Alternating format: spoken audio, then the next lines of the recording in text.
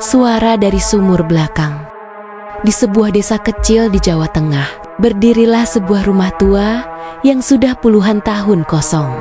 Warga sekitar menyebutnya rumah Mbah Surti. Mbah Surti dulunya dikenal sebagai dukun beranak. Tapi setelah kematian anak semata wayangnya yang misterius, ia mengurung diri, tak pernah keluar rumah. Hingga suatu hari jasadnya ditemukan membusuk di dekat sumur belakang rumahnya. Menurut cerita warga, Mbah Surti meninggal dengan mata melotot, mulut menganga seperti menjerit, dan tubuhnya menghadap langsung ke dalam sumur.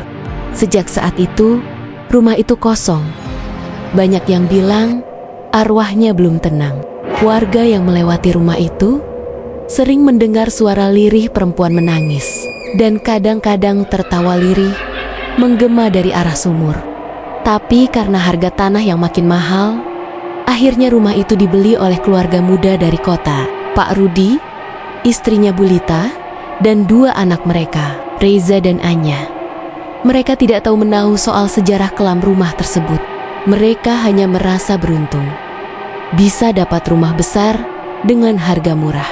Awalnya, semuanya baik-baik saja. Sampai minggu kedua tinggal di sana, Bulita mulai mendengar suara-suara aneh. Suara seseorang berjalan pelan di malam hari, lalu suara lirih perempuan menangis di dapur. Tapi setiap kali dicek, tidak ada apa-apa. Yang paling aneh adalah Reza, anak mereka yang berusia 5 tahun. Ia mulai sering bermain sendiri di halaman belakang, dekat sumur tua. Ia bilang ada nenek-nenek yang suka cerita dan nyanyi lagu aneh. Saat ditanya lebih lanjut, Reza bilang neneknya rambutnya panjang, bau tanah, dan matanya merah. Bulita mulai khawatir. Setiap malam ia mendengar suara langkah kaki berat dari dapur ke kamar mandi. Suara yang lambat, seperti orang tua berjalan sambil diseret. Ketika ia mengintip dari balik pintu kamar, tak ada siapa-siapa.